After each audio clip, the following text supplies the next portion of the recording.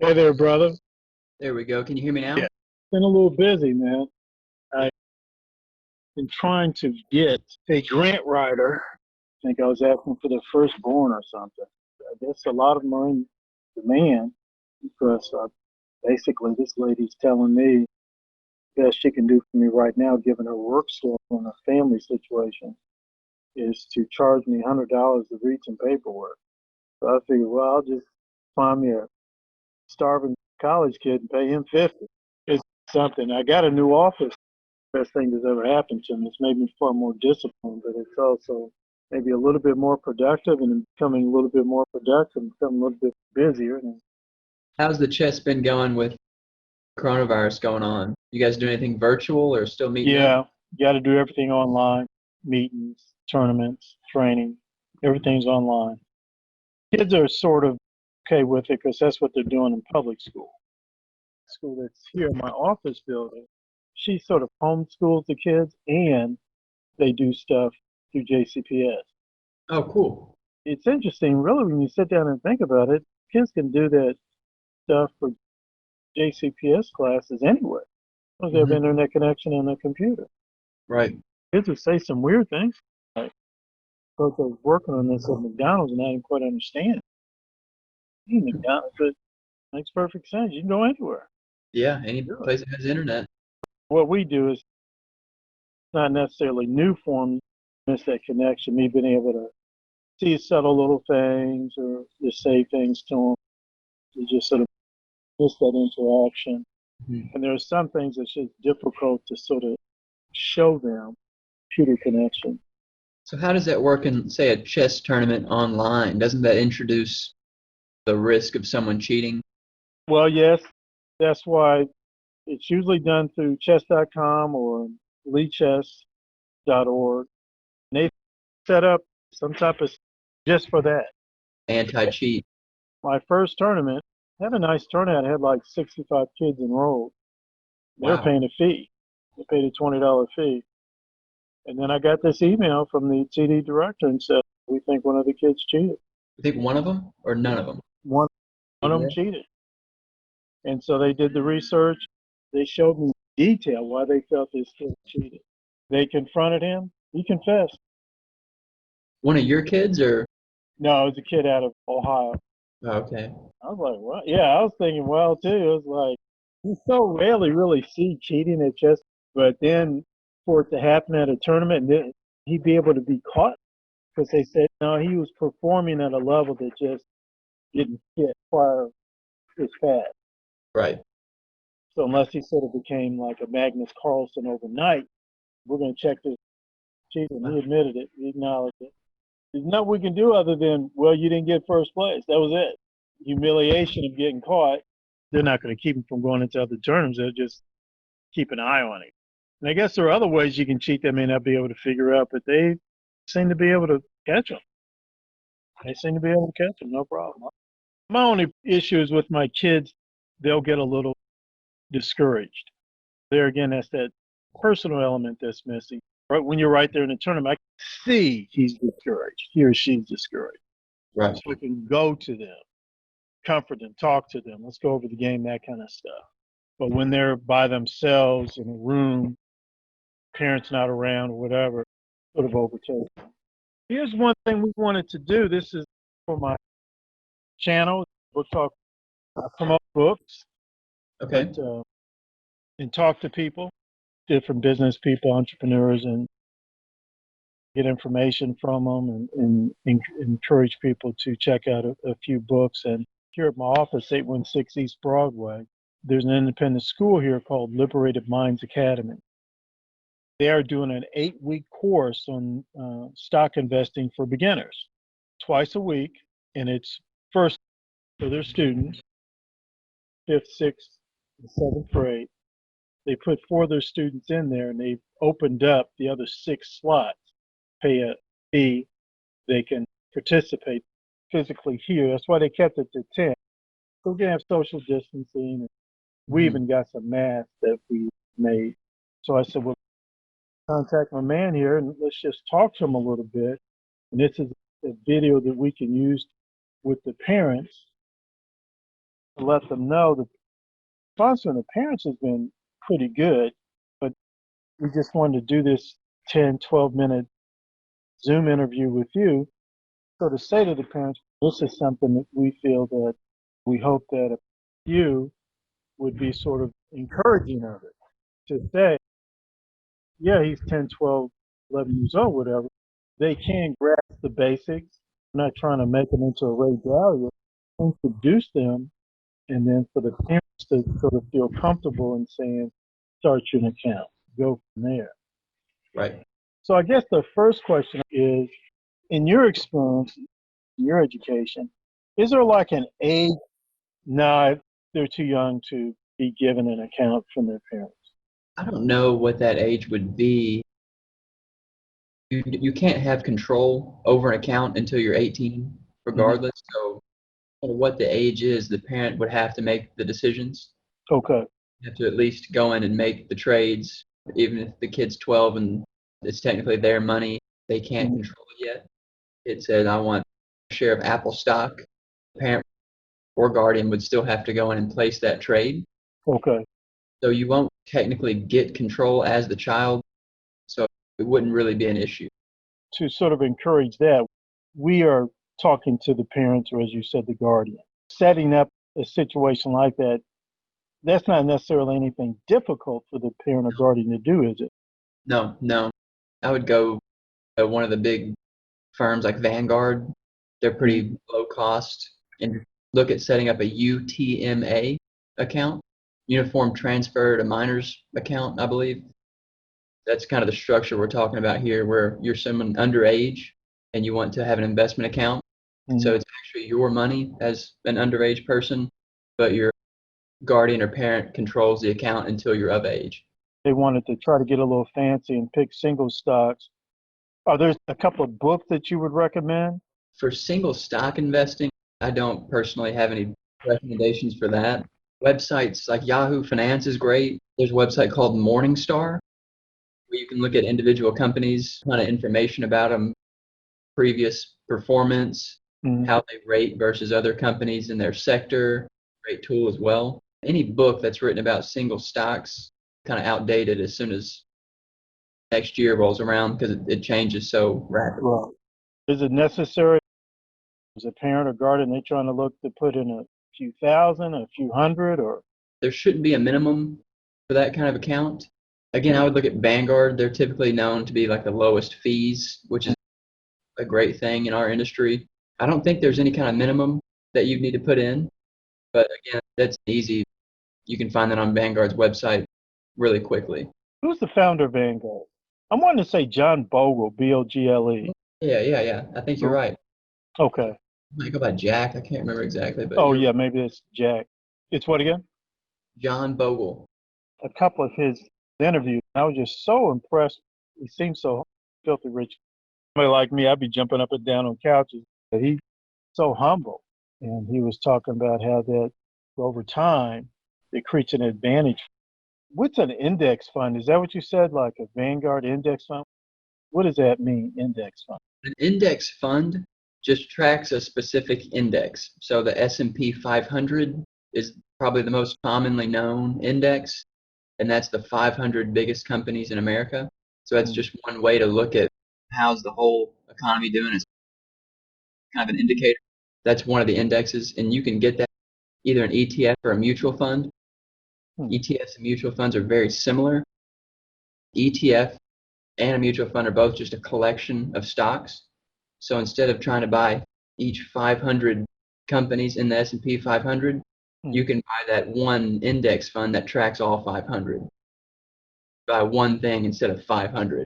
Does that make sense? Yeah. You would still say to that parent or guardian, hey, research. Do your research. Find out what you're buying, and just up and say, this guy in the Zoom interview, and he said, do this, so I just ran and did it. No, do your research. Get other things. Get various indexes. Don't just get one. You can even get individual stocks if you like. If you look into some stocks and you like them, they're also still great investments. They just come out with ways to get more without having to buy each one if you wanted to go index specific. They like a certain video game company, pick it up. Could be a good stock to have. Obviously, it's the future. Kids are playing these games. Just one example. They are. I brought it up to a few of the kids, and they started throwing some things at me I'd never heard of. I'm old school, man. The Who and Pinball Wizard. That's what I go back to. They have no clue what I'm talking about, and I have no clue what they're talking about.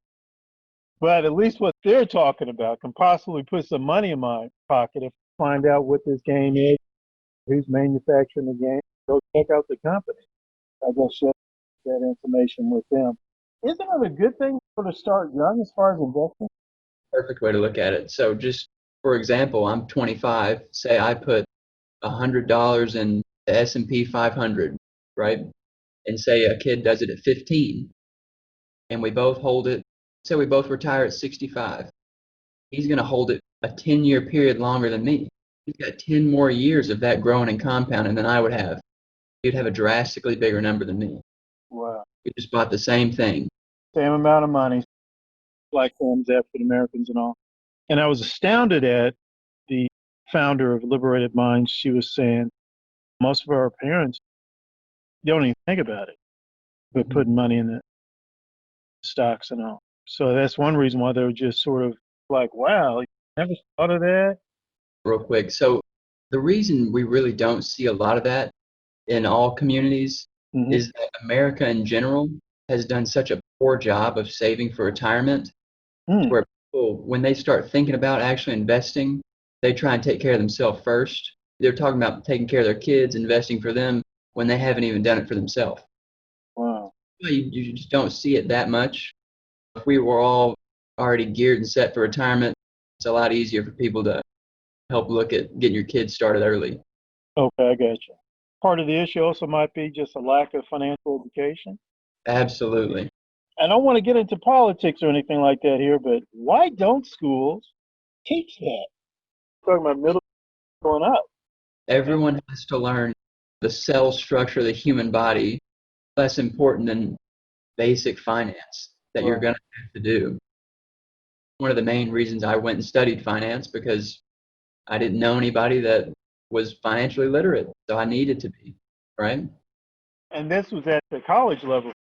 I don't want to say it's almost too late there, but I remember when I was in school, the school I went to, they would not allow credit card companies to come on campus. And I was like, well, what's going on here? And then other students, they Corbin, guys in other places, they go there, they'll get people like us signed up. Corbin, I've seen people graduate with $50,000, $60,000 in credit card debt, 18, 20, 23%. I sort of thought what our college did was paternalistic, but it did help me out because I'm telling you, man, you offer me a credit card, I got a $2,500 limit, pizza's on me, bro. What are you going to do when you're 18, 19, and they give you access to, like you said, 2,500, and you don't know anything about it? Wipe the card, and you got what you wanted. You don't know the ramifications. The people there signing people up for credit cards aren't going to tell you. So I guess I should be thankful for my school what they did. Now later in life, I did get messed up on credit cards, but I was astounded at how ignorant I was. Credit cards do have kind of a bad rap in that kind of field. They are a tool, just like a hammer's a tool, perfect for a certain job, nailing something into a wall. You're not going to use a hammer to go take down a tree in your backyard. Right tool for the job. So there are ways to use credit cards effectively and for the right purpose. I use a credit card where I get 2% cash back on everything. I put all my purchases through it, and then I just pay it off every month. I use it with a debit card. I don't spend more than I have, and I get a 2% discount, and my credit gets better. It never would have occurred to me to imagine something like that existed. Right. That's the great value. Getting back a little bit to the starting of the account for a young person, you know, you said that I guess it's sort of like what they call the Peter Lynch approach, where he would just say, well, you hit the nail on the head when you talk about these kids playing these games. But I tell you a second thing too, the restaurant. They go out, man. They love to go out. For young people to look at. Look for things that interest you, kind of makes it more fun. You start off more committed. because you can learn a lot about a company that you're interested in. If you're not just going and buying something and just watching it go up and down, you have an intimate understanding of that company, you're kind of tied to it. I would get a good mix of stocks and try and get some index funds that are traditionally a little more stable, just to kind of have a little balance. Other than that, no, I think the best thing you can do is just actually do it. It's better to have something than nothing. You're right about that. I had a buddy of mine who started an account, I think through Charles Schwab years ago. He was buying a house, and I said, man, that house is pretty expensive. Where are you going to come with the down payment? He said, my stock account. He went into a stock account. Man, he got a great deal if he put down a pretty substantial down payment in his office stock account. I know he wasn't making a lot of money, but he said to me, he said, I was just steady Eddie about it, man, because I was just consistent about it. He brought up a term I didn't understand at the time, dollar cost averaging. So dollar cost averaging is when you put a certain dollar amount in periodically. So instead of me putting in, say, $100 just at the start of the year, if I put in $10 a month, or if I put $120 at the start of the year to make the math right, okay, versus putting in $10 a month. So you're buying the market at up and down points periodically. Over time, you're going to end up buying some at the low point. You're going to buy some at the high point, but every time you buy into a dip over time, you're buying low. Buy low, sell high, that kind of mantra. They say it's better to buy in periodic payments instead of big lump sums, but it could be marginal difference. You're not trying to be like someone who's trying to timing the market. Time for me to buy. Dollar cost averaging. You're timing the market on your own. You're going to buy it when it's high, but you're also going to buy it when it's at a discount. Takes a little pressure off me rather than trying to figure out month in, month out what to do. Put in that set amount of money every month. And do you have any thoughts about what they call dividend stock? So basically, there's two kind of classifications to look at a stock. It's either a dividend stock or a growth stock. It's kind of a general classification if you want to look at them like that. But a dividend stock will generally, when they make a profit, pay you out a dividend, whereas a growth stock would reinvest it in their own company to grow for further growth. So a dividend stock, you could kind of consider them a little less risky. They're still risky because it's a stock and nothing's guaranteed. They're generally a little more stable because a growth stock is trying to grow. They're reinvesting their money basically back into their own company so they can grow, right? Like Amazon does not pay that high of a dividend. I don't know the number off the top of my head, but they're reinvesting in their projects and trying to pump that stock number up.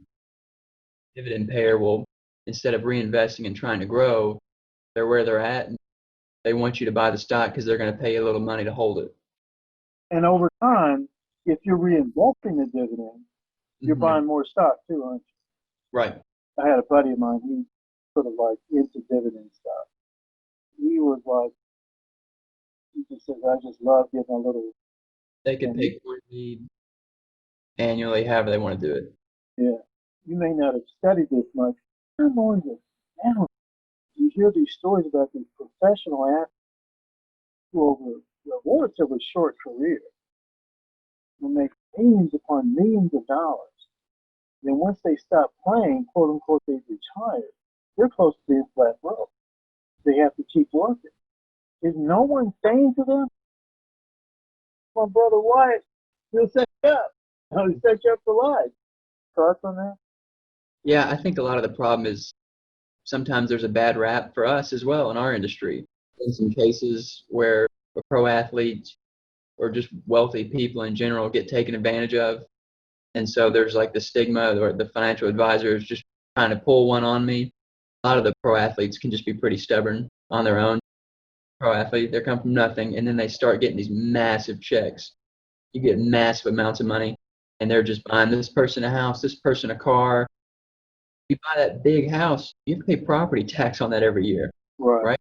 You stop making that money, you've got all these houses across the country. Where are you going to come up with all this property tax money? They haven't set money aside, or they haven't managed it well. They haven't invested anything.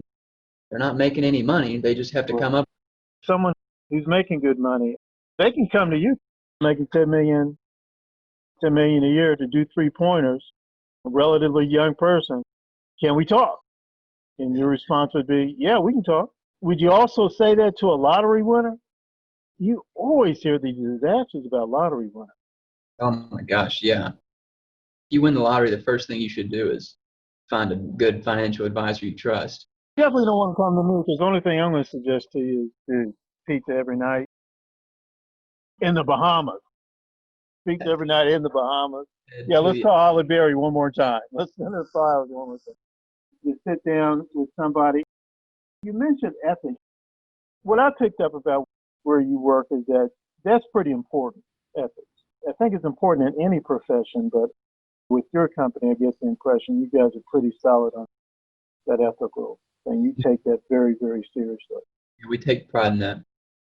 You studied this. You got a degree, and then I think you had to go through some more study and tests to be licensed and things of this nature. You're a flat out professional. This is what you do. You know this, but added on top of that, we just can't assume just because someone is educated and licensed that they're ethical. It's important that you have that. And like you say, I could be a financial advisors could just be taking advantage of you. And they just may not know that. But that's really a pretty serious matter because those guys, once they leave professional sports, once they've gotten that lottery ticket, they can't go back. The money's done. It's gone. The damage is done. If you're going to choose a financial advisor, and you better choose wisely. If you're going to look for one, all I'd recommend is interview several. Go meet, pick whoever you like the best. Right. There's no cost to meet with somebody. Usually, if there is, then that's already a red flag. See what they do for you, how much it costs, all that good stuff. Talk to a few of them. I've had health issues, and what a friend of mine said to me, talk to a couple of doctors, see what a couple others say. It doesn't hurt. It's a common practice. A book you had one time recommended to me, The Richest Man in Babylon. Yeah, and as you can see, I got it.